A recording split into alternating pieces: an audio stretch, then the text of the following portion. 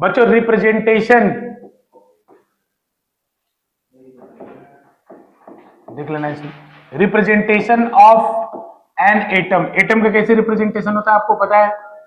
मतलब अगर एक एटम है, ऊपर उसका मास नंबर, नीचे उसका एटॉमिक नंबर, पता है ना? ए क्या है? ए आपका है मास नंबर, ए है मास नंबर और जेड है एटॉमिक नंबर। बच्चों मास नंबर किसके इक्वल होता है? मास नंबर किसके इक्वल होता है? इलेक्ट्रॉन के, नंबर ऑफ इलेक्ट्रॉन के, नंबर ऑफ प्रोटॉन के, या दोनों के? मास नंबर किसके इक्वल होता है? Number of neutron plus number of proton. Atomic number किसके इक्वल होता है? नंबर ऑफ प्रोटॉन के, नंबर ऑफ प्रोटॉन के या नंबर ऑफ इलेक्ट्रॉन के। मतलब प्रोटॉन कहते हैं, न्यूट्रल एटम में इलेक्ट्रॉन के भी इक्वल होता है, लेकिन मेन आइडेंटिटी उसकी प्रोटॉन से ही होती है। बात आपकी सही है। कंफ्यूज कर दूं, हटा दूं? वैसे जैसे आयन बनने के बाद तो ये, चलो बताओ, तो इसमें नंबर ऑफ न्यूट्रॉन का कितना होगा? न्यूट्रॉन की संख्या क्या होगी?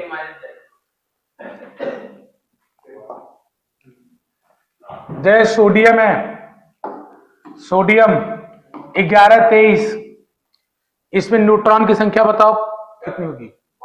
12 होगी। क्या हुआ कृष्ण? नहीं बेटा, ये नंबर ऑफ प्रोटॉन है, ये number of proton plus neutron है, तो माइनस करोगे तो नंबर ऑफ न्यूट्रॉन कितना आ जाएगा? तो बच्चों number of neutron, number of neutron किसके इक्वल होगा? Is equals to A minus Z, A minus Z.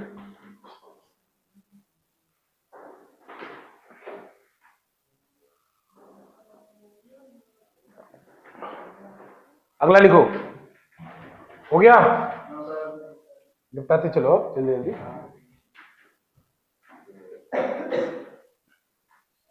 छोटा छोटा टॉपिक है, जल्दी से निपटा खत्म कर देते।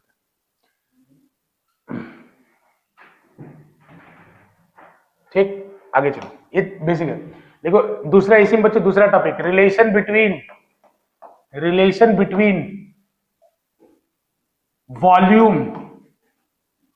वॉल्यूम ऑफ न्यूक्लियस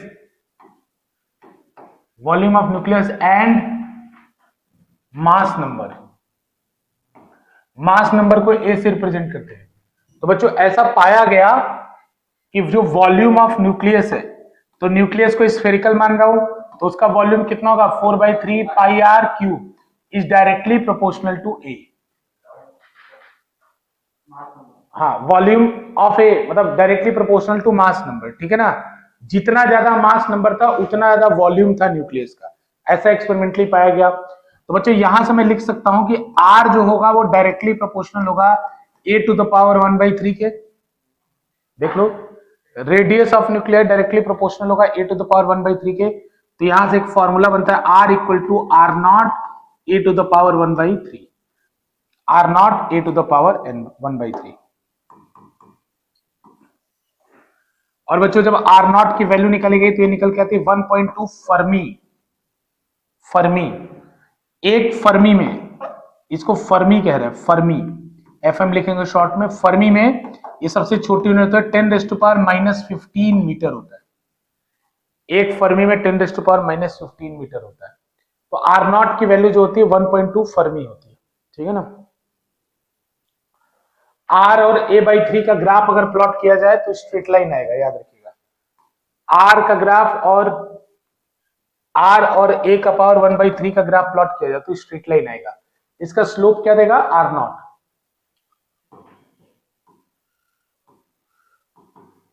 थीटा अगर दिया है तो इसका tan थीटा क्या देगा? tan थीटा स्लोप क्या देगा? आर नॉट देगा। स्ट्रेट लाइन आएगा, इसका स्लोप आर नॉट देगा। अब अगला क्वेश्चन बता रहा हूं जो इसमें से आता है थ्योरेटिकल। अभी तक कुछ नहीं, बस ये याद रखो, छोटा छोटा बात है इसके अंदर। R equal to R naught एक कांस्टेंट है बेटा, जिसकी वैल्यू है 1.2 फर्मी। एक कांस्टेंट है, उसका वैल्यू दिया गया आपको 1.2 फर्मी। नीचे देखो उसकी वैल्यू गिवन है, ये उसकी वैल्यू है। एक कांस्टेंट है, इट इज ए कांस्टेंट बच्चों, एक कांस्टेंट है, इसकी वैल्यू होती है 1.2 फर्मी, आर नॉट की वैल्यू, ठीक है? ठीक है, जो अब नेक्स्ट जो बताने जा रहा हूँ बहुत बार बोर्ड एग्जाम में है, अगला जो बताएंगे अभी। हाँ हाँ जल्दी करो। ठीक है, ऐसे ग्राफ बना लो सीधा, R naught tan theta slope है, बोलो जल्दी करो। हो गया, चलो बच्चों हिट डालो density of nuclei. Next topic, मतलब 1 2 3 करके डालते जाना, ये शायद तीसरा होगा, तीसरा है ना, डेंसिटी ऑफ जो भी हो, चौथा है, ठीक है ठीक है, density of nuclei topic, density of nuclei, density of nuclei. तो बच्चों डेंसिटी निकालने का फॉर्मूला क्या होगा, rho is equals to m upon V, m upon V होगा। तो बच्चों m का फॉर्मूला क्या होगा, तो हम इलेक्ट्रॉन के मास को नेग्लिजिबल मानते हैं, या अभी तो हमें डेंसिटी केवल मास हमें न्यूक्लियस का ही चाहिए, तो न्यूक्लियस का मास किसके बराबर होगा, तो नंबर a के बराबर इंटू यू के बराबर। a क्या है, number of neutron plus number of proton, और u क्या है बच्चों, एक u की वैल्यू होती है 1.67 इंटू 10⁻⁻27 kg। चाहे एक प्रोटॉन का मास कह लो, चाहे एक न्यूट्रॉन का मास कह लो, लगभग, हालांकि न्यूट्रॉन थोड़ा सा भारी होता है प्रोटॉन से, लेकिन आप लगभग इतना मान सकते हैं कि एक यू क्या है, एक यू बच्चों, हम लोग एटॉमिक यू क्या है, एटॉमिक यूनिट बचपन में पढ़ा होगा, एक यू क्या होता है 1/12 ऑफ C12 कार्बन एटम, याद है कि नहीं, बच्चों ने पढ़ा होगा कि C12 carbon atom 1 atomic mass unit कहते हैं इसको, नहीं अगर नहीं पढ़ा है तो इतना परेशान होने की जरूरत नहीं है, बस इतना याद रखना यू क्या है, एटॉमिक मास यूनिट, यू क्या होता है। अब जैसे सबके आगे बड़ा बड़ा नंबर लिखे, जैसे आप कहते हो सोडियम का मास 23 है, तो 23 यू है, अब ये थोड़ी कि 23 इंटू इतना बड़ा नंबर लिखेंगे,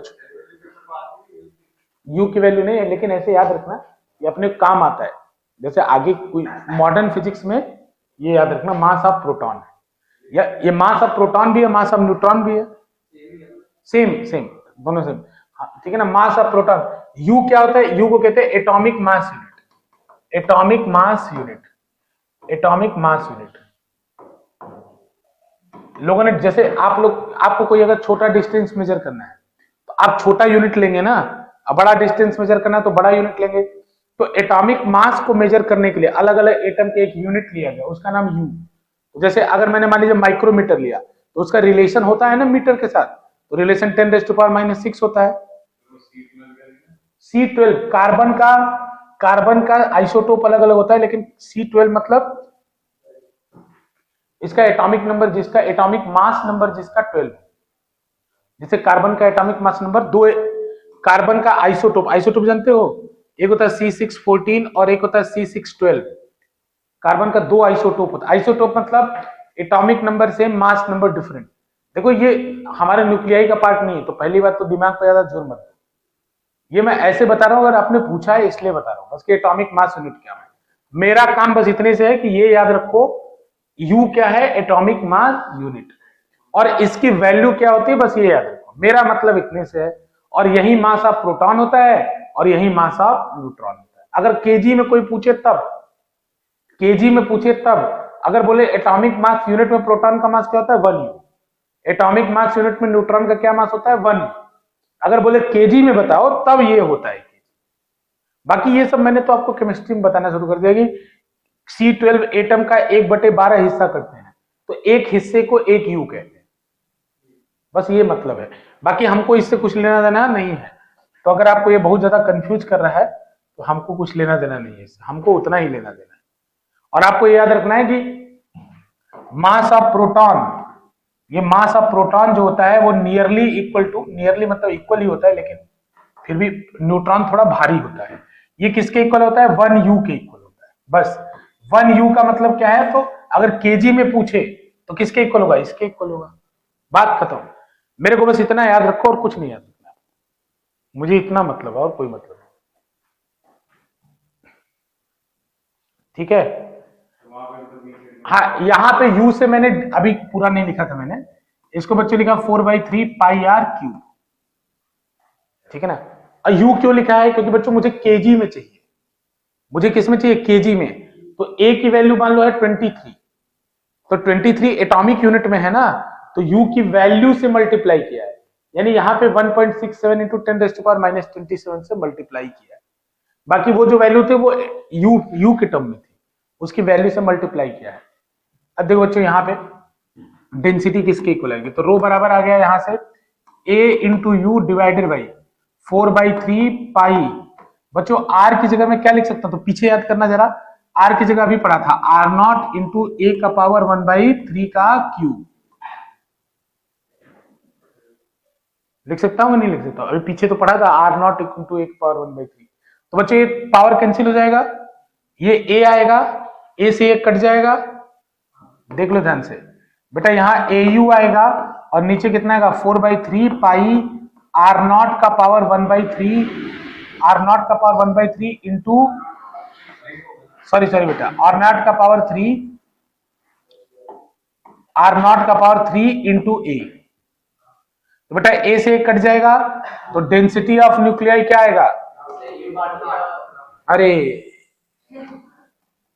भावनाओं में बह गया, ए से काट दो, ए से काट दो बच्चों, तो डेंसिटी का फॉर्मूला आ जाएगा 3u/4 pi R naught cube. देखो क्वेश्चन क्या बोलेगा, prove that density of nuclei is prove that density of nuclei is independent of mass number. क्या बोलेगा? प्रूव दैट, क्वेश्चन लिख लो इसका, prove that density of nuclei is independent of mass number, यही question आएगा। तो बच्चों ये शुरू कर देना वहां से, prove that density of nuclei is independent of mass number, ठीक है ना। या बोल सकता है कि मास इंक्रीज करने पर भी चाहे छोटा एटम हो चाहे बड़ा एटम हो, दोनों का डेंसिटी सेम होगा, प्रूफ करो, ठीक है ना। तो बच्चों कोई भी एटम लेके निकालो, चाहे छोटा चाहे बड़ा, उसका ए तो कट ही जाएगा, अगर ए कट जाएगा तो उसके ऊपर डिपेंड ही नहीं कर रहा। हाँ, तो मतलब छोटा हो चाहे बड़ा, इसका जो ऑर्डर आता है बच्चों 10⁻17 आता है, यानी 10⁻17 kg पर metre cube, that is very very high. क्या हुआ Raj? Prove that density of nuclei is independent of mass number. ये किसी चीज पर डिपेंड नहीं करती है, चाहे छोटा एटम हो बच्चों, चाहे छोटा एटम हो चाहे बड़ा एटम हो, सबका डेंसिटी, सबके न्यूक्लियस का डेंसिटी क्या होगा? सेम होगा।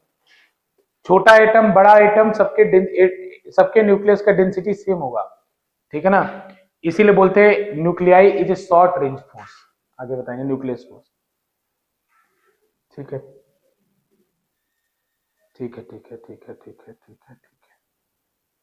चलो कर देंगे, ठीक है बच्चों, हो गया, लिख लिया। वेरी वेरी हाई, मतलब ये वैल्यू जो है वो बहुत हाई है, बहुत ज्यादा है। 10⁻17 मतलब 10 का मल्टीप्लाई 17 बार करो। हाँ बताओ, हाँ पूछो। वेव ऑप्टिक्स में डॉपलर नहीं, पोलराइजेशन। डॉपलर इफेक्ट, हाँ डॉपलर इफेक्ट का देखो एक एनसीईआरटी में पैराग्राफ दिया हुआ है, ठीक है ना, और वो क्वेश्चन जेई वगैरह में, नीट वगैरह में आता है। उसमें दो इफेक्ट होता है, एक हम बोलते हैं रेड इफेक्ट, ब्लू इफेक्ट, ठीक है ना। जब दूर जाता है, जैसे गैलेक्सी किस स्पीड से जा रहा है, देखो हम लोग गैलेक्सी के बाहर तो गए नहीं है, लेकिन अगर हम गैलेक्सी के बाहर गए नहीं तो गैलेक्सी को हम कैसे पता करते हैं गैलेक्सी दूर जा रही है पास आ रही है? तो बच्चों डॉपलर नामक एक साइंटिस्ट थे, आपने नाम सुना होगा उनका। तो डॉपलर ने ये बताया था कि जैसे कोई हॉर्न बजाता हुआ बाइक चलाता हुआ आपके पास आए, तो उसका हॉर्न आपको बहुत तेज लगेगा, या आपके बगल से कोई सन करके गुजरे तो आपको कानों में बहुत फर्क पड़ता है कि नहीं पड़ता है ना। ट्रेन हो, कुछ भी हो, तो ये बताता है कि जब कोई चीज आपकी तरफ आती है तो उसका फ्रीक्वेंसी बढ़ जाता है। तो फ्रीक्वेंसी बढ़ने का मतलब वो चीज में ज्यादा श्रिलनेस हो जाता है। श्रिलनेस का मतलब जैसे बोलते हैं ना, गर्ल्स की वॉइस ज्यादा उनकी फ्रीक्वेंसी ज्यादा होती है। तो गर्ल्स की वॉइस चुभती है, मतलब अगर बहुत तेज साउट करें तो चुभेगी, लेकिन बॉयज की वॉइस की फ्रीक्वेंसी कम होती है। तो फ्रीक्वेंसी कब बढ़ती है? जब कोई आपके तरफ आएगा तो उससे फ्रीक्वेंसी बढ़ जाती है, दूर जाएगा तो फ्रीक्वेंसी क्या हो जाएगा? कम हो जाएगा। तो उसमें दो शिफ्ट होता है, एक बोलते हैं रेड शिफ्ट और ब्लू शिफ्ट। तो जब कोई गैलेक्सी आपके पास आ रही होगी, आपके पास कब आएगी? जब आपकी स्पीड उसकी तरफ ज्यादा होगी। तो अगर आपके पास आ रहे हो तो उसकी फ्रीक्वेंसी बढ़ जाएगी। तो देखो, अगर विबग्योर की बात करोगे, विबग्योर की, तो किसका फ्रीक्वेंसी ज्यादा होता है? ब्लू का कि रेड का? फ्रीक्वेंसी ब्लू का। तो कोई चीज जब आपके पास आएगी तो उसका कलर जो है ब्लू की तरफ शिफ्ट करेगा, तो उसको बोलते हैं ब्लू शिफ्ट। और कोई चीज जब आपसे दूर जाएगी तो उसका कलर रेड की तरफ होता है, तो उसको बोलते हैं रेड शिफ्ट। इसी को चेंज निकाल के हम डिसाइड करते हैं गैलेक्सी किस स्पीड से जा रही है। हालांकि वो अब पार्ट नहीं, फिर भी मैं अगर एनसीईआरटी के अंदर, नई एनसीईआरटी के अंदर वो दिया होगा तो मैं करा दूंगा, मैं एक बार चेक कर लूंगा। अगर नई एनसीईआरटी, नई एडिशन के एनसीईआरटी के अंदर बॉक्स के अंदर दिया होगा तो मैं करा दूंगा, ठीक है ना? ठीक है, हो गया बच्चों, लिख लिया। अगला लिखो mass defect. Mass defect number डालते जाना बच्चों। Mass defect delta M, mass defect delta M लिखो।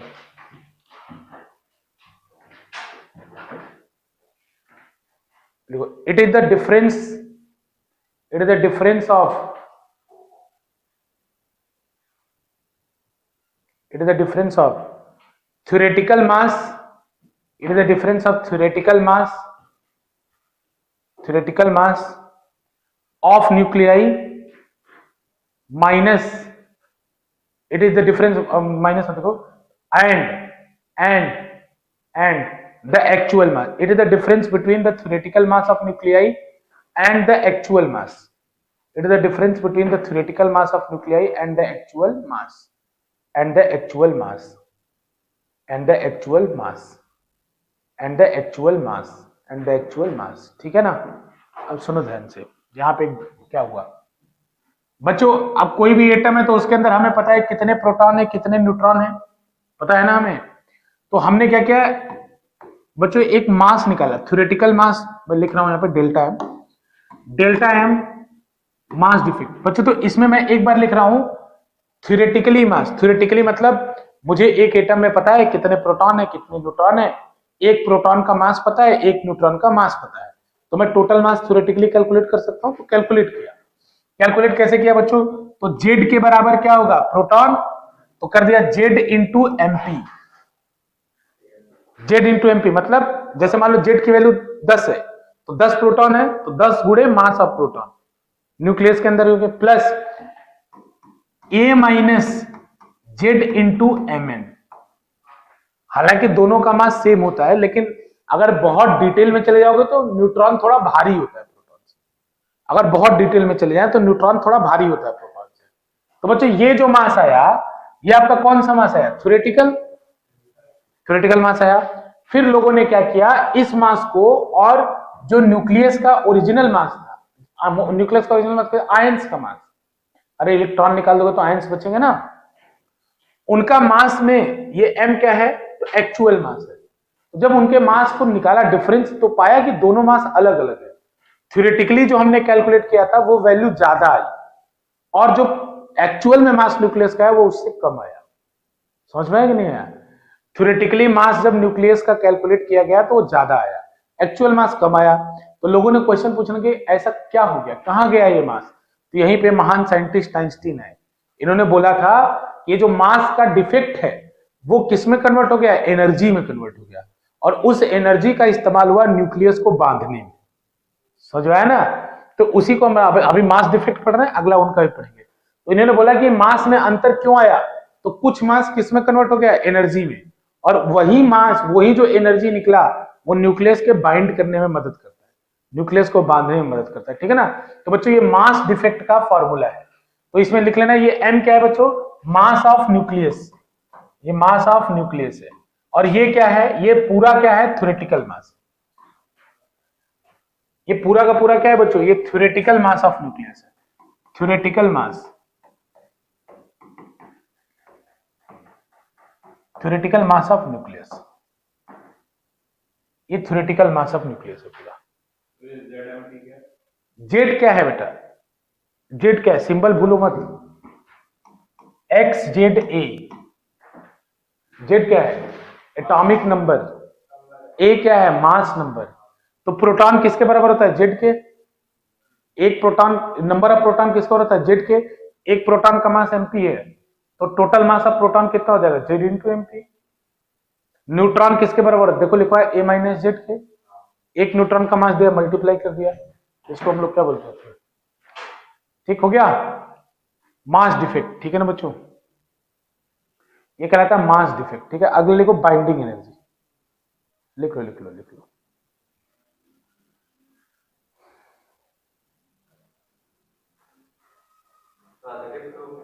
हाँ आगे चैप्टर के एक ग्राफ पढ़ेंगे और फिर उसका प्रॉपर्टीज पढ़ेंगे, बस खत्म। ग्राफ पढ़ेंगे उसको समझेंगे। नहीं, इसके बाद अभी बाइंडिंग एनर्जी है, बाइंडिंग एनर्जी पर न्यूक्लियॉन्स है, बाइंडिंग एनर्जी कर्व है, फिर पैकिंग फ्रैक्शन है, छोटा छोटा टॉपिक। जैसे ये अब जैसे मास डिफेक्ट खत्म हो गया, अब पैकिंग फ्रैक्शन भी इसी तरह खत्म हो जाएगा, मतलब छोटा छोटा टॉपिक है। फिर उसके बाद थोड़ा सा टाइम लगेगा कर्व में, फिर उसके बाद न्यूक्लियर फोर्स की प्रॉपर्टीज खत्म। ठीक है ना, न्यूक्लियर फोर्स की प्रॉपर्टीज खत्म। ठीक है ना, एक छोटा सा बस रिएक्शन वाला पार्ट रहेगा। चैप्टर से क्वेश्चन का वेटेज, इस चैप्टर का भी अगर तुम एमटीजी उठाओगे ना, एमटीजी एक पेज में खत्म हो गई है, एक या 100। देखो क्वेश्चन क्या आएगा, एक दो बताया डेंसिटी वाला ज्यादातर, दूसरा क्वेश्चन क्या आएगा तो एक रिएक्शन पे क्वेश्चन आएगा, और वही क्वेश्चन बार बार आएगा कि कितने, कोई बल्ब है, ये न्यूक्लियर रिएक्शन हो रहा है, वो कितने घंटे चलेगा, ये निकालने वाला। उसके बाहर कोई क्वेश्चन नहीं आता, बस दो टाइप का क्वेश्चन आएगा। तो ये बस, अरे कुछ नहीं, मॉडर्न फिजिक्स मतलब मॉडर्न। मास defect, mass sorry binding energy, अरे कर लो सिस्टमेटिक पढ़ लो बाइंडिंग एनर्जी। अरे क्या पता कोई उत्साहित आदमी पेपर बनाने लगा और कुछ पूछने लगा, बाइंडिंग एनर्जी, टीचर बदल गया, क्वेश्चन कुछ और पूछने का मन हुआ उसका। देखो binding energy, it is the energy required, binding energy it is the energy required, देखो it is the minimum energy required, बच्चों मिनिमम ऐड करना है, it is the minimum energy required, it is the minimum energy required to dissociate the nucleus, to dissociate the nucleus, to dissociate the nucleus, it is the minimum energy required to dissociate the nucleus, to dissociate the nucleus। बच्चों bracket में लिख लेना dissociate का मतलब क्या है, तो bracket में लिख लेना to separate the nucleus, to separate the nucleons, to separate the nucleons, to separate the nucleons. क्या लिखे, it is the minimum energy required to dissociate the nucleus. ठीक है ना, डिसोसिएट द न्यूक्लियस लिख लिया ना, न्यूक्लियस। अब उसका मतलब देखना है, ब्रैकेट में लिख लेना क्या मतलब है इसका, तो इसके ब्रैकेट में डिसोसिएट का क्या मतलब है, to separate the nucleons, to separate the nucleons, to separate the nucleons infinitely apart, to separate the nucleons infinitely apart. ठीक है, to separate the nucleons infinitely apart. हम इंडिया में रहते हैं, हम इंडियन हैं, तो जो न्यूक्लियस में रहते हैं वो न्यूक्लियॉन्स। प्रोटॉन और न्यूट्रॉन को एक साथ हम लोग क्या बोल सकते हैं, न्यूक्लियॉन्स। मतलब अगर प्रोटॉन और न्यूट्रॉन को एक साथ कहना पड़े तो हम लोग क्या कहते हैं, जो न्यूक्लियस में रहते हैं वो न्यूक्लियॉन्स है। तो प्रोटॉन, न्यूट्रॉन, आगे चल के आप लोग का मॉडर्न फिजिक्स इतना नहीं बढ़ेगा, जैसे मेसॉन, हाँ और भी पार्टिकल होते हैं, प्रोटॉन न्यूक्लियस में नहीं रहता। मेसान, ये सभी पार्टिकल आते हैं, मेसान, मुआन, ठीक है ना, मुआन, क्वार्क्स भी, ये सब न्यूक्लियॉन्स हैं। ये सबको क्या कहते हैं, न्यूक्लियस। न्यूक्लियस मतलब जो न्यूक्लियस में रहते हैं। बच्चों इसका फॉर्मूला क्या होगा, तो फॉर्मूला आपको पता है आइंस्टीन की, अकॉर्डिंग टू, लिख लेना according to Einstein, Einstein mass energy equivalence, mass energy equivalence. Mass energy equivalence मतलब आइंस्टीन ऐसे आदमी थे जिन्होंने मास और एनर्जी को इक्वेट कर दिया, इसीलिए इसका नाम क्या है, मास एनर्जी इक्विवेलेंस।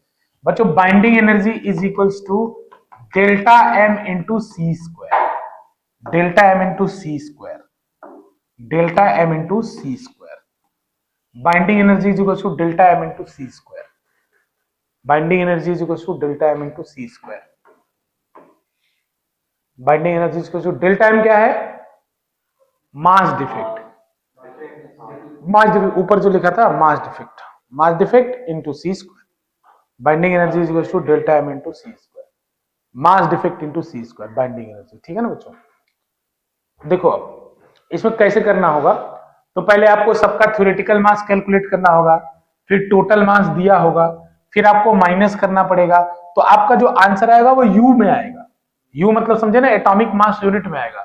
फिर बच्चों उसको 1.67 इंटू 10⁻⁻27 से मल्टीप्लाई करना होगा, फिर उसके बाद सी स्क्वायर से मल्टीप्लाई करना पड़ेगा। सी क्या है, 3 इंटू 10⁸ मीटर पर। बच्चों सी यहाँ पे स्पीड ऑफ लाइट है, speed of light in vacuum, और स्पीड ऑफ लाइट है 3 इंटू 10⁸ मीटर पर सेकेंड। इससे इसका स्क्वायर करके मल्टीप्लाई करना पड़ेगा। मल्टीप्लाई करने के बाद ये वैल्यू को हम लोग इलेक्ट्रॉन वोल्ट में चाहिए, जैसे अभी जो आंसर है वो जूल में आएगा। बच्चों डेल्टा एम को यू के टर्म में निकाला, यू में फिर 1.67 इंटू 10⁻⁻27 का मल्टीप्लाई किया, फिर सी स्क्वायर का मल्टीप्लाई किया, तो आंसर आया जूल में। लेकिन हमें आंसर चाहिए होता है इलेक्ट्रॉन वोल्ट में। किसमें आंसर चाहिए होता है, इलेक्ट्रॉन वोल्ट में। तो बच्चों एक इलेक्ट्रॉन वोल्ट का फॉर्मूला होता है 1.6 इंटू 10⁻⁻19 इंटू 10⁻⁻19 जूल। जो चार्ज ऑन इलेक्ट्रॉन होता है ना, उसी के आगे जूल लगा देना। लास्ट क्लास में बताया था, लेकिन फिर से बता दे रहा हूं कि एक इलेक्ट्रॉन वोल्ट एनर्जी की यूनिट है। छोटे एनर्जी को मेजर करने के लिए इलेक्ट्रॉन वोल्ट का इस्तेमाल किया जाता है, छोटे एनर्जी को मेजर करने के लिए इलेक्ट्रॉन वोल्ट का इस्तेमाल किया जाता है। ठीक है ना, छोटे एनर्जी को मेजर करने के लिए इलेक्ट्रॉन वोल्ट का इस्तेमाल किया जाता है। ठीक है, तो छोटे एनर्जी को, तो इलेक्ट्रॉन वोल्ट में देखा, तो इलेक्ट्रॉन वोल्ट में वैल्यू जो है वो थोड़ी बड़ी आने लगी, तो फिर लोगों ने उसको मेगा इलेक्ट्रॉन वोल्ट में कन्वर्ट किया। मैं एक प्रोसेस लिख दे रहा हूं ताकि आपको कभी न्यूमेरिकल में ऊपर नीचे हो जाए, तो उसके लिए लिख दे रहा हूं। डेल्टा एम जो है वो आपने निकाला है एएमयू के टर्म में, एएमयू मतलब एटॉमिक मास यूनिट के टर्म में। तो बच्चों इसमें आपको 1.67 इंटू 10⁻⁻27 मल्टीप्लाई करना पड़ेगा केजी में बदलने के लिए। फिर बच्चों आपको इसमें 3 इंटू 10⁸ का स्क्वायर करना पड़ेगा, जूल में आ जाए। अब जो आंसर है किसमें आया, जूल में आया। लेकिन जूल में हमें आंसर नहीं चाहिए, मोस्ट ऑफ द जो आपका न्यूमेरिकल होगा वो जूल के टर्म में नहीं होगा, क्योंकि ये छोटी एनर्जी होती है। अगर एक न्यूक्लियाइड टूटे तो उसके लिए हम क्या करते हैं, सी फिर इलेक्ट्रॉन वोल्ट में निकालते हैं। तो बेटा इलेक्ट्रॉन वोल्ट में, जूल से इलेक्ट्रॉन वोल्ट में कन्वर्ट करना है, तो हमें क्या करना होता है, 1.6 इंटू 10⁻⁻19 से डिवाइड करना पड़ता है। ये डिवाइड क्यों किया बच्चों, कन्वर्ट करने के लिए इलेक्ट्रॉन वोल्ट में कर लिया, इलेक्ट्रॉन वोल्ट में कन्वर्ट। तो बच्चों फिर भी चैन नहीं मिला, चैन नहीं मिला, तो इसको मेगा इलेक्ट्रॉन वोल्ट में कन्वर्ट करते हैं। तो मेगा इलेक्ट्रॉन वोल्ट में कन्वर्ट करने के लिए 10⁻⁶। ये क्यों किया मैं लिख दे रहा हूं नीचे, to convert in electron volt, to convert in eV. और इसका क्यों किया, इसका दोनों का अलग अलग बता दे रहा हूं। इसका क्यों किया, to convert in mega electron volt, to convert in mega, to convert in mega. ठीक है ना, मेगा में कन्वर्ट करने के लिए, एक मेगा में 10⁻⁶ होता है। ठीक है ना, टू कन्वर्ट इन ईवी, अरे ये टू कन्वर्ट इन केजी लिखना है तो वो भी लिख लो तुम। ये यू में आया ना, एटॉमिक मास यूनिट में आया ना, तो ये क्यों मल्टीप्लाई किया, to convert in kg, kg में बदला। इसको मल्टीप्लाई क्यों किया, to convert in kg, to convert in kg. अरे लेकिन म्यू में कैसे आएगा, यहाँ पर तो मास ऑफ प्रोटॉन डालना है, केजी में डालेंगे ना, केजी में आंसर आएगा ना। नहीं, डेल्टा एम केजी। हाँ अगर देखो मैं ये क्या बता रहा हूं आपको, ज्यादातर एएमयू ही दिया रहेगा। गिवन होगा डेल्टा। हाँ बच्चों देखो ज्यादातर आपको एमपी और एमएन सब एमयू में दिया रहेगा। आप कोई भी न्यूमेरिकल करोगे ना तो उसका केजी में वैल्यू कोई याद नहीं रखता है। आप पीरियोडिक टेबल भी पढ़ोगे तो सारा वैल्यू एमयू में है। तो हर समय आपको डेटा किस में मिलेगा, हमेशा एमयू में मिलेगा, तो आपको मल्टीप्लाई करना ही पड़ेगा। अब ये सब करने के बाद लोगों ने बोला कितना कष्ट है जीवन में, इतना सब कौन करे, तो लोगों ने बोला इतना सब मत करो। मैं ये इसलिए बता रहा हूं कभी धोखा वोखा हो जाए टाइप की चीज, उसके लिए कि अगर मान लो तुम्हारा आंसर कुछ एमसीक्यू में जूल में ही पूछ ले, ठीक है ना, या इलेक्ट्रॉन वोल्ट में ही पूछ ले, तब तुम क्या करोगे, तो तुम्हें आइडिया रहेगा ना कि ऐसा ऐसा हुआ था। जैसे हमसे पूछ ले कि इलेक्ट्रॉन वोल्ट में बताओ, तो मेगा हटाना है, तो मेगा हटाना है तो 10⁻⁶ मल्टीप्लाई कर दूंगा। जैसे हमसे जूल में पूछ ले, मेगा जूल में आ जाए तो इससे मल्टीप्लाई, बस इसके लिए बताया, बाकी इसका तो मैं डायरेक्ट बताऊंगा आपको। ये सब आपको न्यूमेरिकल में इस्तेमाल ही नहीं करना है। लोगों ने बोला तुम कष्ट क्यों करोगे, प्यारे बच्चे हो, हम लोग डायरेक्ट निकाल देते हैं तुम लोग के लिए। और बस तुम ये याद रख के मुस्कुराओ, 931 मेगा इलेक्ट्रॉन वोल्ट पूरा सॉल्व करके कितने से मल्टीप्लाई कर दो, 931 से। तुम्हें ये सब पूरा नहीं करना है, बस इतना याद रखना है, इससे जो आंसर आएगा वो किसमें आएगा, मेगा इलेक्ट्रॉन वोल्ट। यही सब तो किए हैं भाई, जूल में क्यों बोल रहे हो। 931.5 है बच्चों इसका 5। इससे आंसर किसमें आएगा, बस इन सबको, सब दुखों की एक दवा ये आ गई। अब हम क्या करेंगे, मास डिफेक्ट एएमयू में निकालेंगे और वो सब छोड़ देंगे, अब डायरेक्ट 931 से मल्टीप्लाई करेंगे आंसर, ठीक है ना। वो बस ऐसे करने के लिए थोड़ा थोड़ा कि आपको याद रहे, लेकिन प्रोसीजर याद रखिएगा। जैसे बल्ब जलने वाला क्वेश्चन है, तो बल्ब जलने वाला, बल्ब जलेगा जूल में, अब हमने निकाला है सब किस में, इलेक्ट्रॉन वोल्ट में, तो कन्वर्ट करने आना चाहिए। तो कन्वर्ट करने के लिए आपको मेगा इलेक्ट्रॉन वोल्ट को जूल में बदलना है, तो 10⁻⁶ से मल्टीप्लाई कर देना और इससे मल्टीप्लाई कर देना, नीचे वाला जो है उससे। बच्चों ये हार्ड नहीं, घबराओ मत, अगर इसका न्यूमेरिकल कर लोगे विद डेटा रिपीट होता है। कहां गया, ठीक है, कोई दिक्कत, लिखो बाइंड। बच्चों यहाँ पे आपको एटॉमिक मास यूनिट एएमयू में रखना है, याद रखना, केजी में मत रखने जाना, एएमयू में रखना है। अब लिखो बाइंडिंग एनर्जी पर न्यूक्लियॉन। सुनो जैसे बच्चों एक बात ऐसे समझते हैं, बाइंडिंग एनर्जी पर न्यूक्लियॉन डाल दो हेडिंग, बाइंडिंग एनर्जी पर nucleon, binding energy per nucleons, binding energy per nucleons, binding energy heading डाल दो, बाइंडिंग एनर्जी पर न्यूक्लियॉन्स, पर nucleons, binding energy per nucleons. सुनो ध्यान से, अब लोगों ने बोला कि हमें पता लगाना है किसका न्यूक्लियस ज्यादा स्टेबल है। किसका न्यूक्लियस ज्यादा स्टेबल होगा, जिसका बाइंडिंग एनर्जी ज्यादा आएगा। बच्चों जिसका बाइंडिंग एनर्जी ज्यादा होगा वो न्यूक्लियस ज्यादा स्टेबल होगा ना। तो अब सीधी सी बात है, जो एटम बड़ा होगा उसका बाइंडिंग एनर्जी ज्यादा आएगा, छोटा होगा तो कम आएगा। तो लोगों ने बोला कि ये सही बात नहीं है, ठीक है ना। जैसे अब कोई कैपेसिटी है, जैसे वो वेट उठाने वाला होता है ना, किसी की कैपेसिटी है, अब कंपटीशन जैसे ओलंपिक में अलग अलग वेट का होता है कि नहीं होता है। अब ये को बोले कि हाई वेट वाला आके लो वेट का उठाने लगे, ये तो चीटिंग माना जाएगा। तो सेम मुकाबला, तो जब कंपेयर करना है तो आप ये मत देखो बाइंडिंग एनर्जी, बाइंडिंग एनर्जी जो बड़ा रहेगा उसका ज्यादा होगा, जो छोटा रहेगा उसका कम रहेगा। तो ऐसे तो कंपैरिजन में छोटे वाले हार जाएंगे, छोटे वालों का न्यूक्लियर अनस्टेबल हो जाएगा। तो लोगों ने बोला बराबरी करने के लिए बाइंडिंग एनर्जी पर न्यूक्लियॉन्स निकालते हैं, मतलब बाइंडिंग एनर्जी को न्यूक्लियॉन्स की संख्या से डिवाइड कर देते हैं। तो पर न्यूक्लियॉन्स पे देखते हैं अब किसका ज्यादा है। ऐसे नहीं होता है कि टोटल मार्क्स, जैसे आपका 10 सब्जेक्ट में इतना आया, 600 आया है ना, किसी का 10 सब्जेक्ट में 600 आया और किसी का 5 सब्जेक्ट में मान लो 400 आया। तो 600 वाला कहेगा कि अरे हम तो देखो टॉपर है, 1000 में से, उसका 1000 में से 600 आया, इसका 500 में से 400 आया। तो अब ये थोड़ी कहेंगे भाई वो ज्यादा नंबर पाया, अब ये बोलेंगे कि ये तो गलत क्राइटेरिया आपने किया। तो अब बोला जाएगा कि पर यूनिट पे निकालो, तो उसके वाले को 10 से डिवाइड कर दो, मेरे वाले को 5 से डिवाइड कर दो, अब देखो किसका मार्क्स ज्यादा है, किसका मार्क्स ज्यादा है। तो यही बात यहां भी है, ये थोड़ी बात हुआ कि तुम्हारा अगर एटॉमिक मास ज्यादा है तो बाइंडिंग एनर्जी ज्यादा है।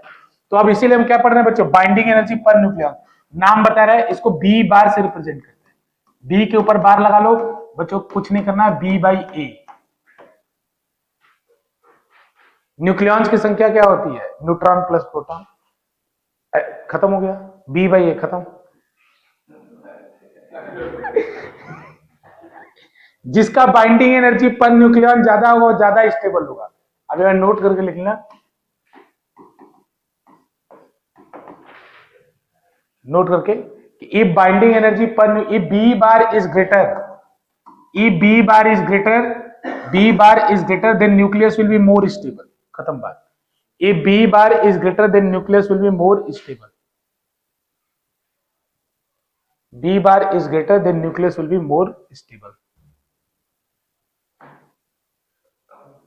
ठीक है बच्चों, एक छोटा सा अगला लिख लो, पैकिंग फ्रैक्शन।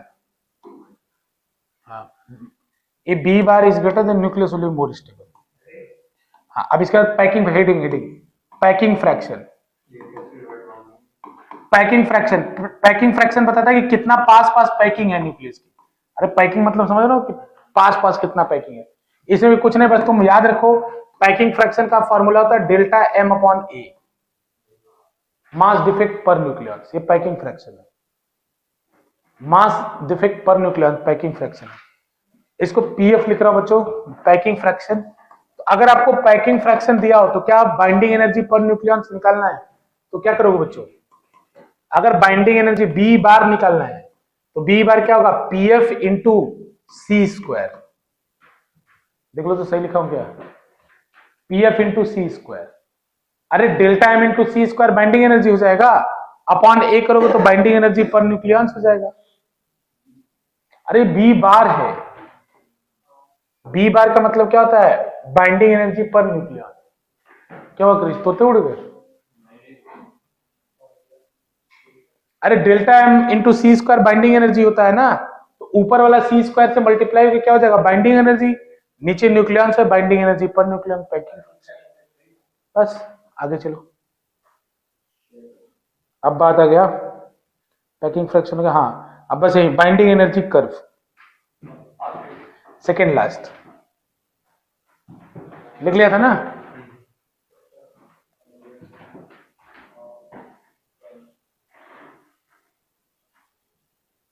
ठीक है, बाइंडिंग एनर्जी। अब ये सेकेंड कर्व जो है वो थियरी है, थियरी को आपको एक्सप्लेन करने को बोला जाएगा, तो परेशान नहीं होना। थर्ड सेकेंड थर्ड लास्ट, चलो चलो चलो कर लेंगे कर लेंगे कर लेंगे, हम लोग कर लेंगे, टाइम बहुत है हमारे पास। मैं समझा कि 8 क्रॉस हो गया, अभी तो 7:40 हो रहा है। हाँ हाँ बहुत प्रेम से हो जाएगा, मैं डर गया कि 8 न बज रहा हो।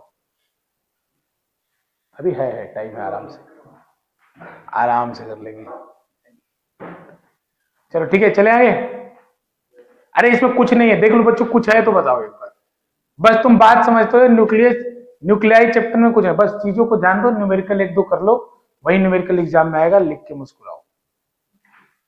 कुछ नहीं करना है इसमें, मॉडर्न फिजिक्स यही तो अच्छी चीज है कि नंबर खूब मिलते हैं इसमें। हो गया, लिख लिया पैकिंग फ्रैक्शन। लिखो binding energy curve, binding energy curve, binding energy पर न्यूक्लियर। इसमें देखो हेडिंग क्या डाला हुआ है, वही हेडिंग हम लोग भी डालते हैं बच्चों। एक मिनट, हेडिंग बस देख लेते, बाकी कर्व भी पढ़ना है लेकिन हेडिंग उसके हिसाब से डालते। लिखो बाइंडिंग एनर्जी कर्व ही लिखा हुआ है, ठीक है, binding energy curve, binding energy curve ही लिखा हुआ है बच्चों।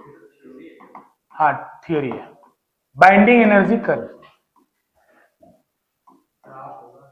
ग्राफ है, वो ग्राफ मैं बताता हूं, बस उसको ध्यान दो। देखो आइडिया बताऊंगा, अभी थोड़ा सही सही बना लेते हैं, बाकी एग्जाम में अगर गलत बनेगा तो मैं उसका तरीका बताऊंगा। कितने पीक, 1 2 3 पीक बनाना है, फिर ऐसे करना। चलो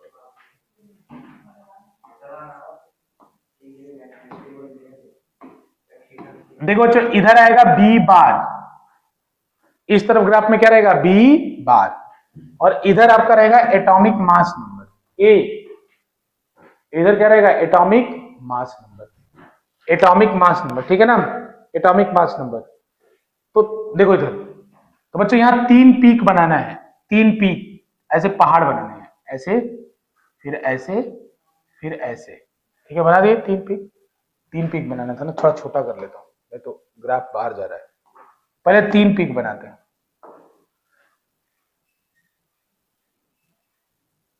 फिर उसके बाद एक ग्राफ ऐसे करके, 3 पीक और उसके बाद ऐसे करके, ऐसे बना लो।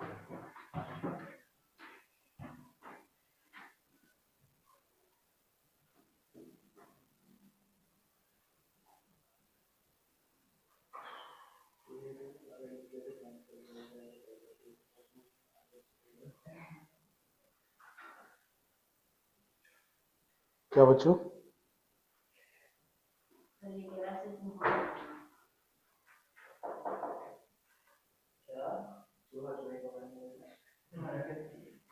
बस एक मिनट।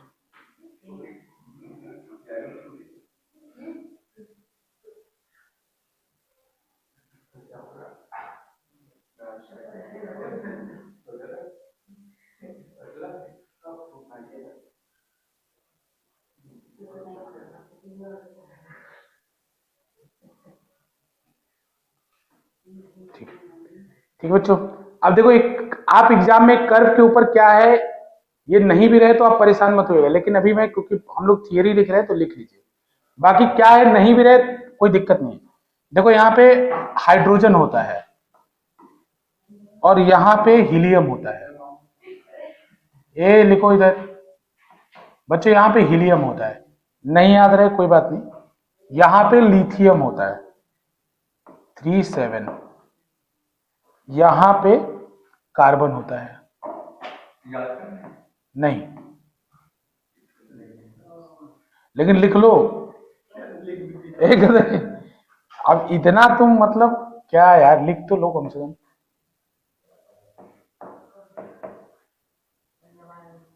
अरे क्या पता ग्राफ दे के आ जाए।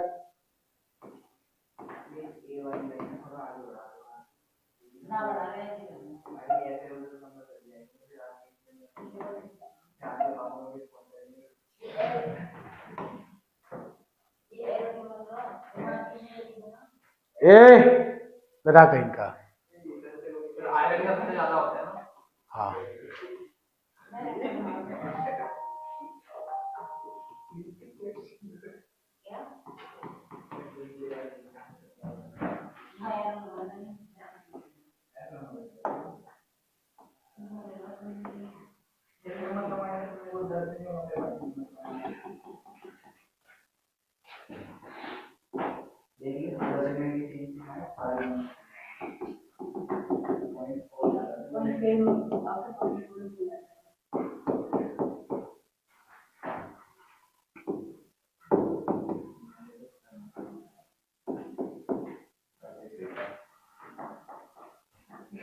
ठीक है ना।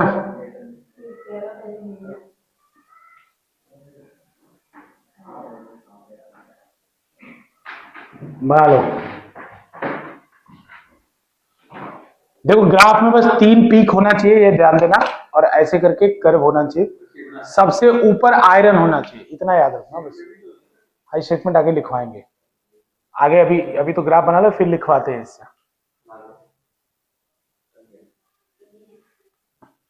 30 से 170 याद रखना, 30 से 170। H 1H2 helium 2He4।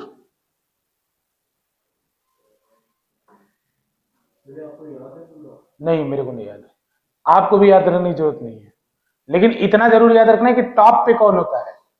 Top पे होता है आयरन। हाँ यहाँ इस तरफ ए है, हाँ इस तरफ आपका एटॉमिक ग्राफ किसके बीच में प्लॉट है, एटॉमिक मास नंबर और बाइंडिंग एनर्जी पर न्यूक्लियॉन्स में।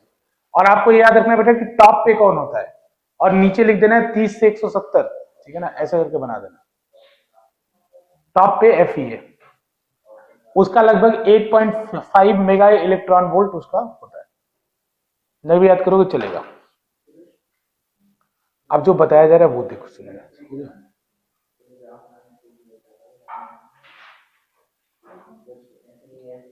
Points heading low, inference from the graph. Inference, हाँ इसी के अंदर मतलब इन्फरेंस फ्रॉम द ग्राफ, मतलब ग्राफ से हमने क्या क्या समझा, लिखो inference from the graph. Inference from the graph, graph से हमने क्या क्या समझा, ग्राफ से हमने क्या क्या समझा। तो बच्चों देखो पहले मैं समझा दे रहा हूं, फिर हम आपको उसी पॉइंट्स को लिखवा देंगे। पहले देख लो एक मिनट, समझ लोगे तो लिखने में आसानी रहेगी। पहले समझ लो फिर उसी को लिखवा दूंगा। किसका? अरे ए है, नंबर है, नंबर की क्या यूनिट, मतलब अगर नंबर है ना, ए क्या है, नंबर है, नंबर। अरे नंबर ऑफ प्रोटॉन है, हाँ number of proton plus number of neutron है ना, दोनों का सम है, तो नंबर की कोई यूनिट थोड़ी होगी। Number of proton plus number of neutron,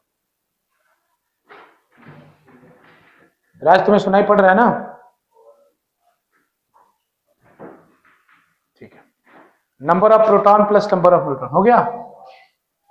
अरे 7 14 नाइट्रोजन का होता है, 8 16 ऑक्सीजन का होता है, लिथियम का 3 7, ऑक्सीजन 2 बार है। 2 आइसोटोप है उसका, आयरन सबसे टॉप पे है। हाइड्रोजन है, आयरन का मतलब क्या? सबसे पहला वाला हाइड्रोजन। हाइड्रोजन है, हाँ। नहीं बस ये लिख लो जो पीक पे है वो बना लो सीधे, फिर एफ बनाओ। सारा लिखने की जरूरत थोड़ी है, ये भी तुम्हें लिखने की जरूरत नहीं, तुम बस ऐसे बना लो। ठीक है, सुनो ध्यान से, देखो तो पहले समझ लो फिर स्टेटमेंट लिखवा दूंगा। 30 से 170 वाले जिनका एटॉमिक मास 30 से 170 के बीच में है वो सबसे ज्यादा स्टेबल होते हैं। बाइंडिंग एनर्जी पर न्यूक्लियन जितना ज्यादा वो उतना स्टेबल। तो 30 से 170 वाले सबसे ज्यादा स्टेबल, क्योंकि बच्चों इनमें देख लो ये पूरा का पूरा इनका जो बाइंडिंग एनर्जी पर न्यूक्लियन आता है 8.5 के लगभग आता है। अब सुनो ध्यान से, दूसरी बात, जो पीक पे होते हैं अपने नेबर वालों से ज्यादा स्टेबल होते हैं। जैसे हीलियम का न्यूक्लियस लिथियम और हाइड्रोजन के न्यूक्लियस से ज्यादा स्टेबल, समझ में आएंगे नहीं? तो जो पीक वाले होते हैं वो अपने पड़ोसी से ज्यादा स्टेबल होते हैं। तो सीधी सी बात हो तो कॉमन सेंस की बात है, ये पीक पे बैठा हुआ है तो अपने पड़ोसी से तो ज्यादा स्टेबल होगा ही। दूसरा बात समझ में आएगी नहीं? पहला बात 30 से 170 सबसे स्टेबल, दूसरा बात जो पीक पे बैठे हुए हैं वो अपने पड़ोसियों से ज्यादा स्टेबल, ठीक है। तीसरा बात अब ध्यान से सुनो, ये याद रखिए, यही को पॉइंट बना के लिखवाएंगे।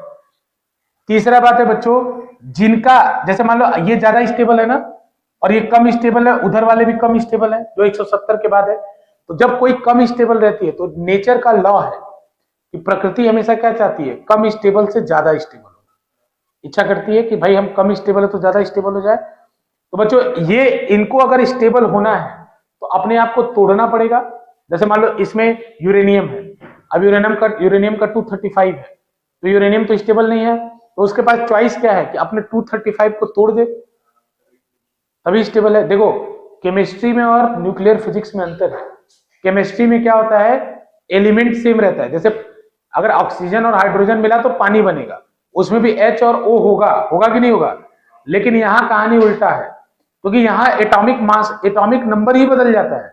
जैसे अब यूरेनियम टूटेगा तो वो टूट सकता है बेरियम और क्रिप्टॉन में, अब उन दोनों के एटॉमिक मास का सम यूरेनियम के बराबर आएगा। तो यहाँ न्यूक्लियर में जब रिएक्शन चलता है तो कोई टूटता है तो अलग में बदल जाता है, समझ रहे हो ना। अब क्योंकि यहाँ पे न्यूक्लियस टूट जाता है ना, तो न्यूक्लियस टूट जाता है तो प्रोटॉन भी तो बट जाएगा। जैसे पहले मान लो कि 150 प्रोटॉन थे, तो अब 70 प्रोटॉन और 80 प्रोटॉन हो गए, तो 70 प्रोटॉन वाले एलिमेंट का जो नाम होगा अब उसका नाम हो जाएगा, और 80 प्रोटॉन वाले एलिमेंट का जो नाम होगा वो उसका नाम हो जाएगा। तो यहाँ नाम भी बदल जाता है। तो देखो यहाँ अब यूरेनियम इधर वाले क्या कहेंगे कि भाई हम तो कम स्टेबल है, फिर हम चाहेंगे कि हम ज्यादा स्टेबल होना चाहते हैं, तो उनके पास ऑप्शन क्या है, अपने आप को तोड़ दे और तोड़ के वो इधर आ जाए, ठीक है ना। तो इधर वाले क्या करते हैं, न्यूक्लियर फिजन करते हैं। न्यूक्लियर फिजन समझ रहे हो ना, जो परमाणु बम में होता है। यूरेनियम का न्यूक्लियस टूटना क्यों चाहता है, कोई भी टूटना क्यों चाहता है, क्योंकि ज्यादा स्टेबल होना चाहता है। तो यूरेनियम का न्यूक्लियस, क्योंकि इस ग्राफ से आप देख सकते हैं कि वो कम स्टेबल होता है, तो कम स्टेबल होना चाहता है, तो ज्यादा स्टेबल होने के लिए क्या करेगा, अपने एटॉमिक मास नंबर को कम करेगा। तो कम करने के लिए वो क्या पसंद करेगा, टूटना। तो इसीलिए यूरेनियम का न्यूक्लियस टूटना पसंद करता है। तो इसीलिए बच्चों जब टूट के इधर आ जाएगा, 2 पार्ट में टूट गया, उसके दोनों पार्ट अब इसके बीच में आ गए, वो स्टेबल हो गए, समझ रहे हो कि नहीं। तो इधर वाले आगे वाले क्या करते हैं, न्यूक्लियर फिजन, मतलब एक बड़ा न्यूक्लियस छोटे छोटे न्यूक्लियस में टूट जाता है, समझ रहे हो ना। अब इधर वाले क्या करेंगे कि भाई इनको भी तो उधर जाना था ना, तो बोलेंगे भाई हमारी भी इच्छा है कि हम बीच में आ जाए। तो इनके पास चॉइस क्या है कि 2 छोटे छोटे मिलकर जुड़ जाएं और उधर चले जाएं, तो ये क्या बनाएंगे, न्यूक्लियर फ्यूजन, समझ रहे हो कि नहीं। तो ग्राफ में 4 चीज एक्सप्लेन करना है। पहला 30 से 170 में ज्यादा स्टेबल है, दूसरा पीक वाले अपने पड़ोसी से ज्यादा स्टेबल है, तीसरा 170 से ज्यादा वाले कम स्टेबल है, तो उनको टूटना पड़ेगा स्टेबल होने के लिए, तो वो क्या किस में जाते हैं, दे प्रिफर, वो किस में जाते हैं, न्यूक्लियर फिजन में। और जो 30 से कम है वो भी कम स्टेबल है, उनको जाने के लिए जुड़ना पड़ेगा लाइटर न्यूक्लियाई को, इसे हम क्या बोलते हैं, न्यूक्लियर फ्यूजन। तो बस बच्चों स्टेटमेंट में लिखते चलो, nuclei having mass nuclei having mass number 30 to 170, 30 to 170, 30 to 170 are most stable, are most stable, are most stable. Their average B, their average B per, B मतलब बाइंडिंग एनर्जी, their average binding energy, हाँ B bar binding energy per nucleons लिखवाने वाला था, their average binding energy या B bar आप लिख लीजिए, their average B bar is is is nearly equal to 8.5 mega electron volt, their average B bar is nearly equal to 8.5 mega electron volt, is nearly equal to 8.5 mega electron volt. ठीक है, ठीक है ना। अगला लिखो बच्चों, second point, पहला बात समझ में आ रहा है, जो समझाया वही है। अगला लिखो, the nuclei of the upper peak, the nuclei at the upper peak are more stable, the nuclei at the upper peak are more stable than their, the nuclei at the upper peak are more stable than their neighbouring nuclei, then their neighboring nuclei, ठीक है ना, then their neighboring, पड़ोसियों से ज्यादा stable है। ठीक है ना। अगला लिखो बच्चों, the lighter nuclei have lower B bar, देखो एग्जाम में बी बार मत लिखना, बाइंडिंग एनर्जी पर न्यूक्लियॉन लिख देना। The lighter nuclei have lower B bar, hence are unstable, the lighter nuclei have lower B bar, hence are unstable, so they combine with each other, to form a heavier nuclei,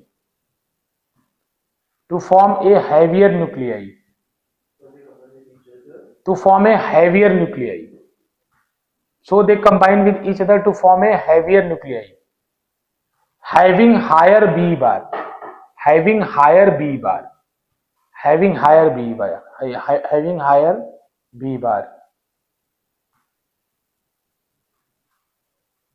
which is called as nuclear fusion,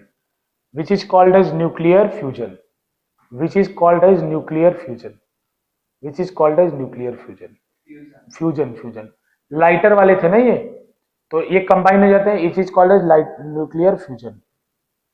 देखो देखो energy, हाँ इसी में अच्छा एक बार फिर से repeat कर दूं, the lighter nuclei have lower B bar, hence are unstable, so they combine with each other to form a heavier nuclei, अरे ठीक है लिखा होगा जो भी, तो heavier nuclei with higher B bar which is called as nuclear fusion, लिख ले बच्चों। ठीक है, अच्छा बताओ इसमें एनर्जी रिलीज होगी या एब्जॉर्ब होगी? तो रिलीज होगी बच्चों, क्योंकि जब कोई स्टेबल होता है ना तो उसकी एनर्जी कम होती है, तो उसको अपनी एनर्जी छोड़नी पड़ेगी। तो लिखो energy releases during this process,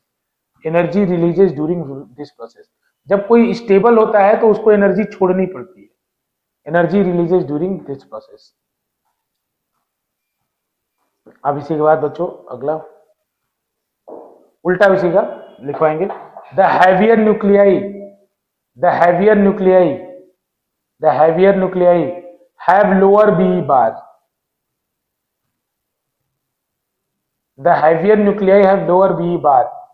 hence are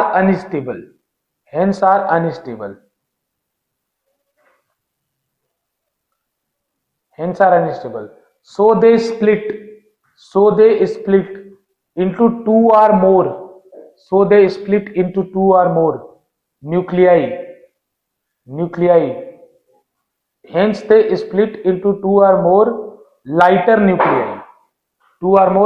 nuclei of nearly equal mass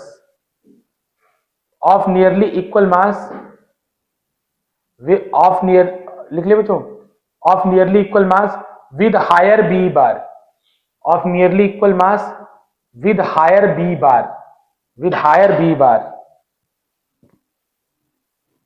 This process is called nuclear fission. Fission, FISSION. हाँ वो FUSSION. ठीक है ना बच्चों. इसमें भी लिख लेना है energy release during this process, energy release during this process. इसमें भी रिलीज होगी. बेटा सुनो ध्यान से, ग्राफ को देखो, ये दोनों अनस्टेबल है ना. अनस्टेबल जो होता है उसकी एनर्जी क्या होती है? हाई. जब उसको स्टेबल होना है तो अपनी एनर्जी क्या करना पड़ेगा? छोड़ना पड़ेगा. तो उधर वालों को भी छोड़ के इधर आना पड़ेगा और इधर वालों को भी छोड़ के उधर जाना पड़ेगा. ठीक है ना. तो ऐसे इसीलिए बच्चों दोनों के दोनों एनर्जी रिलीज करेंगे. अब बच्चों लिखो न्यूक्लियर फोर्स. न्यूक्लियर फोर्स, हाँ न्यूक्लियर फोर्स, हाँ छोटा छोटा मतलब ये भी बहुत आसान है. न्यूक्लियर फोर्स, न्यूक्लियर फोर्स लिखो. It is the force between two nucleons. It is the force between two nucleons. It is the force between two nucleons inside the nucleus. Inside the nucleus. It is the force between two nucleons. Two nucleons. It is the force between two nucleons inside the nucleus. जैसे अब proton proton है तो बाहर भी force हो सकता है, लेकिन हमें फोर्स की बात करना है जो न्यूक्लियस के अंदर हो. ठीक है ना बच्चों. लिखो प्रॉपर्टीज, इसी की प्रॉपर्टीज, छोटा छोटा एक एक लाइन का है. Properties, properties. It is the strongest force in nature. It is the strongest force in nature. हाँ, it is the strongest force in nature. इससे ज्यादा ताकतवर कोई फोर्स नहीं.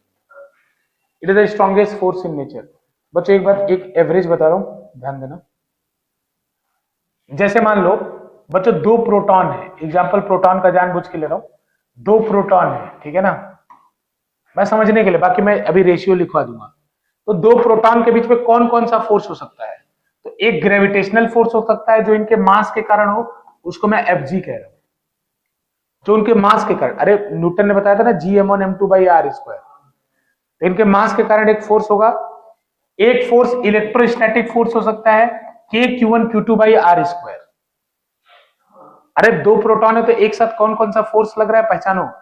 एक फोर्स लग रहा है ग्रेविटेशनल फोर्स जो उनके मास के कारण है, हालांकि बहुत कम होगा लेकिन फिर भी.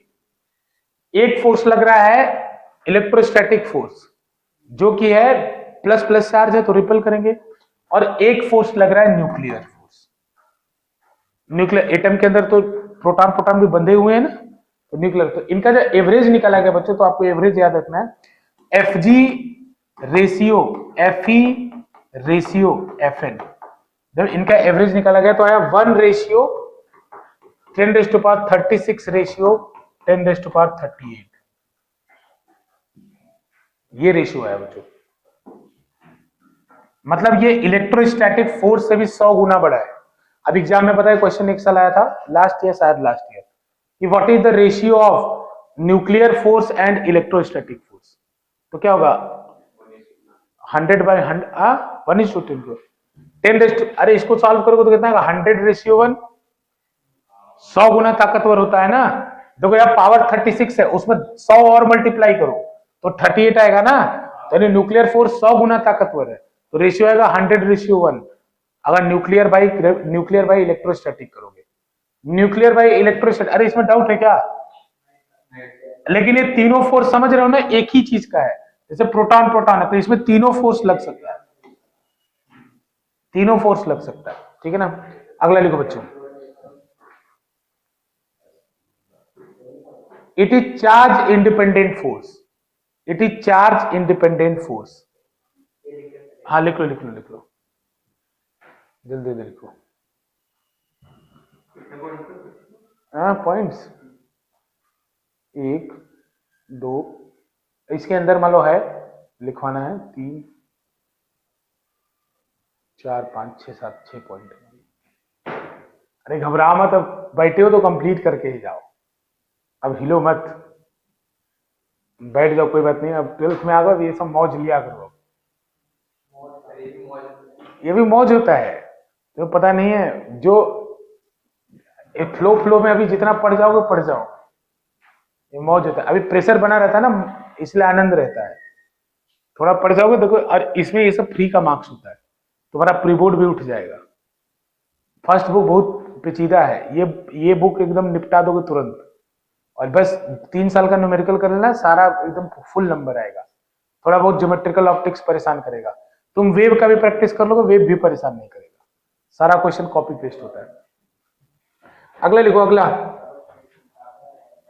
लिखो, it is charge independent force. लिखो बच्चों, it is charge independent force, it is charge independent force, it is charge independent force, it is charge independent force. बच्चों प्रोटॉन अट्रैक्ट, प्रोटॉन इसमें क्या होता है, प्रोटॉन प्रोटॉन को अट्रैक्ट करता है, प्रोटॉन प्रोटॉन अट्रैक्ट, इसी के अंदर लिखना, प्रोटॉन अट्रैक्ट न्यूट्रॉन, और इसी के अंदर न्यूट्रॉन, बेटा न्यूक्लियर फोर्स में। मतलब कहने का मतलब है चार्ज इंडिपेंडेंट का मतलब क्या है, ये चार्ज पे निर्भर नहीं करता है। कोई भी चार्ज हो चाहे ना हो, हमेशा अट्रैक्शन ही होगा। न्यूक्लियर फोर्स हमेशा अट्रैक्टिव फोर्स होगा। न्यूक्लियर फोर्स है ना ये इलेक्ट्रोस्टैटिक फोर्स थोड़ी लिख रहा हूं कि प्रोटॉन प्रोटॉन, इसी पॉइंट के अंदर लिखना है इसको, कि प्रोटॉन भी प्रोटॉन को अट्रैक्ट करता है, न्यूट्रॉन भी प्रोटॉन को अट्रैक्ट करता है, न्यूट्रॉन भी न्यूट्रॉन को अट्रैक्ट करता है। मतलब चार्ज से मतलब नहीं है इसको, सब एक दूसरे को अट्रैक्ट करते हैं, ठीक है ना।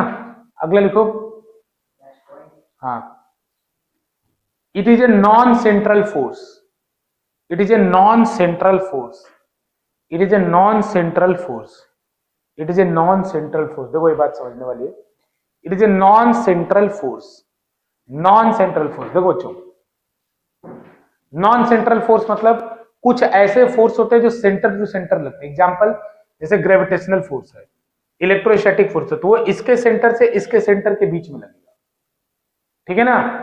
ये इनको क्या बोलेंगे हम लोग, सेंट्रल फोर्स, मतलब जो सेंटर टू सेंटर लगते हैं। लेकिन अब फ्रिक्शन को देखो, फ्रिक्शन, अगर कोई चीज को तुम ऐसे खींच रहे हो तो फ्रिक्शन नीचे लगेगा, उसको इसके सेंटर से मतलब नहीं है, तो फ्रिक्शन कौन सा फोर्स है, नॉन सेंट्रल फोर्स। तो उसी तरह से न्यूक्लियर फोर्स भी कैसा है, नॉन सेंट्रल, इसको किसी न्यूक्लियॉन्स के सेंटर से मतलब नहीं है, ठीक है ना। जैसे जैसे फ्रिक्शन है वैसे ये भी है, इसको सेंटर से मतलब नहीं है, ठीक है ना। तो it is a non central force, bracket में लिख सकते हो लाइक फ्रिक्शन, अगर अपनी समझने के लिए, बाकी एग्जाम में लिखने की जरूरत नहीं। It is a non central force, ठीक है। अगला चलो, it is a short range force,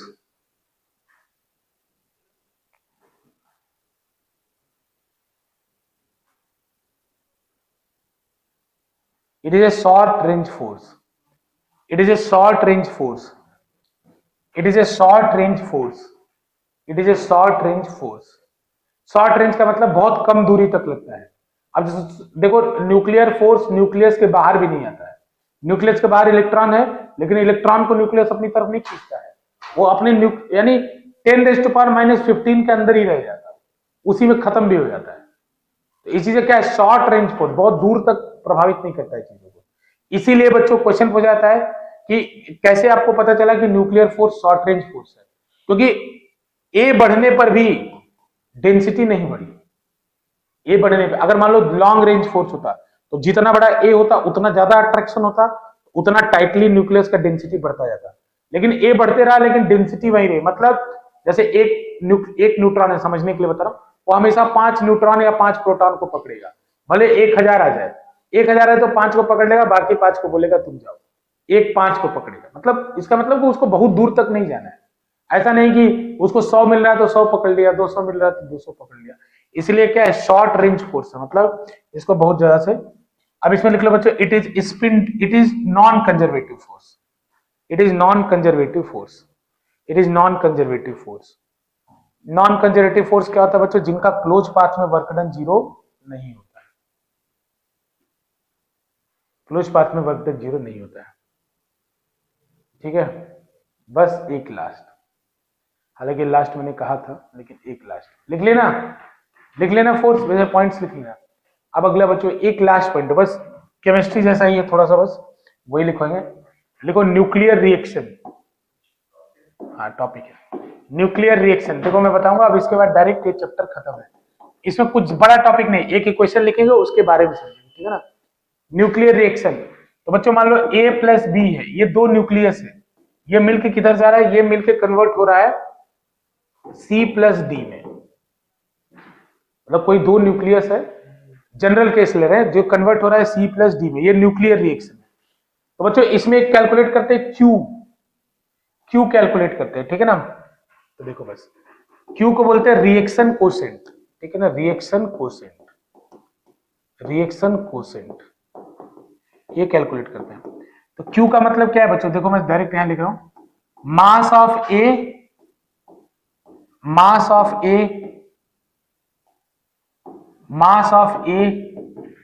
plus mass of B minus mass of C plus mass of D. ये क्या आ गया, मास डिफेक्ट। अरे न्यूक्लियर रिएक्शन में जो मास डिफेक्ट हुआ वो आ गया ना बच्चों। न्यूक्लियर साइड में कुछ मास था उसका सम निकाल लिया, प्रोडक्ट साइड में कुछ मास था उसका सम निकाल लिया, तो उन दोनों में मान लो अंतर आ गया मतलब प्रोडक्ट साइड का मास कम हो गया और रिएक्टेंट साइड का मास ज्यादा था, यानी कुछ न कुछ मास एनर्जी में कन्वर्ट हो गया कि नहीं हो गया। तो बच्चों इसमें अगर मास डिफेक्ट में सी स्क्वायर से मल्टीप्लाई कर दोगे तो ये क्यू आ जाता है। इसके ऊपर क्वेश्चन आएगा, तो इसके लिए भी डायरेक्ट फॉर्मूला, अगर आपको क्यू निकालना है तो क्यू का direct formula delta M into C square, ये रिएक्शन के लिए भी है। और बच्चों यही क्या हो जाएगा, Q delta M M U into 931.5 mega electron. याद है कि नहीं। बस मास डिफेक्ट यहां वहां एक ही का निकलता था, या रिएक्शन का निकलेगा। तो तुम हमेशा इसमें याद रखना, केमिस्ट्री में हमेशा प्रोडक्ट माइनस रिएक्टेंट होता है, इधर रिएक्टेंट माइनस प्रोडक्ट होता है, ठीक है ना, रिएक्टेंट माइनस प्रोडक्ट होता है। बच्चों अगर Q की वैल्यू पॉजिटिव होगी, तो रिएक्शन एंडोथर्मिक होगा कि एक्सोथर्मिक। Q का वैल्यू अगर पॉजिटिव होगा तो रिएक्शन एंडोथर्मिक होगा कि एक्सोथर्मिक। अरे ऐसे रटते क्यों हो, अगर Q का वैल्यू प्लस है, मतलब Q का वैल्यू प्लस होने का मतलब बच्चों रिएक्टेंट साइड का मास ज्यादा है, प्रोडक्ट साइड का मास कम है। इसका मतलब क्या है कि मास कन्वर्ट हो गया है एनर्जी में, तो एनर्जी रिलीज होगी, एक्सो होगी, बस। अरे तुम लोग कभी याद मत करो, बस फॉर्मूला याद रखो क्या है, अपने आप सोचना क्या हो रहा है। ये प्लस आने का मतलब है कि इसका मास एनर्जी में कन्वर्ट हुआ है, तो इसका मतलब ये कौन सा रिएक्शन होगा, एक्सोथर्मिक होगा। अब उसी का उल्टा एंडो हो जाएगा, डेल्टा क्यू माइनस होगा, बस इसी के ऊपर क्वेश्चन आएगा। इसमें भी ये फॉर्मूला जिंदाबाद, सब चीज का मास तुम्हें एएमयू में दिया रहेगा, सब चीज का मास तुम ऐसे 931.5 से मल्टीप्लाई कर देना, बस न्यूक्लियाई खत्म। बहुत बढ़िया, बहुत बढ़िया।